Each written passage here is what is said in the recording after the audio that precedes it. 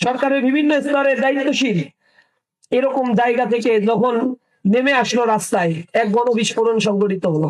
মানুষের মুখে কথা ছিল ইনসাফের রাষ্ট্র কায়েম করবে, ইনসাফ প্রতিষ্ঠা করবে, কিন্তু আফসোস সেই ইনসাফ প্রতিষ্ঠা না হয়ে জুলাই পরবর্তী যত বন্দোবস্ত তার পূর্ববর্তী সময়ে ছিল, তার পরবর্তী সময়ে সকল বন্দোবস্তই ঠিকঠাক মতো চললো, শুধু হাত বদল হয়েছে।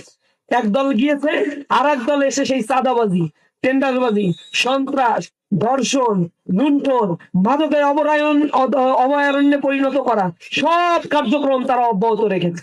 তাদের হাতে জুলাই পরবর্তী এখন পর্যন্ত 232 জন বনি আদমের সন্তানের জীবন শেষ হয়েছে।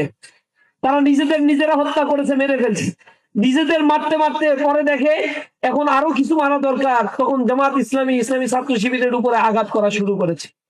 এগুলো আঘাত করে যখন দেখে এদেরকে থামানো যাচ্ছে না, রাস্তায় মানুষ নেমে গিয়েছে ইনসাফের প্রতীক দাঁড়িপাল্লার পক্ষে, চাঁদাবাজির বিরুদ্ধে, সন্ত্রাসের বিরুদ্ধে মানুষ নেমে গিয়েছে, তখন তারা আক্রমণ করার চেষ্টা করছে।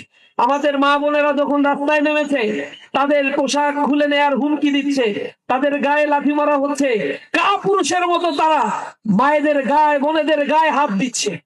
এটা তাদের দৈন্যতা আর রাজনৈতিক দেউলিয়াতের সর্বশেষ সীমায় তারা এখন উপনীত হয়েছে।